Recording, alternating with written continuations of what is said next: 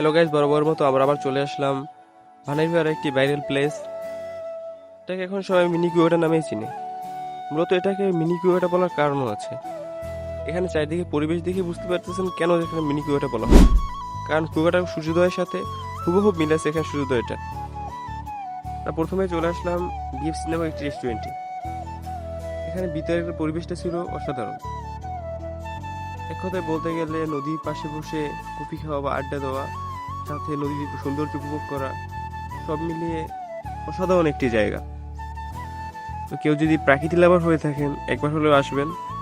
আমরা এবার চলে যাব ওপারে, যেহেতু আমাদের বাসা ওপারে। তো দেখা হবে পরবর্তী ভিডিওতে। সে পর্যন্ত ভালো থাকুন। আল্লাহ হাফেজ।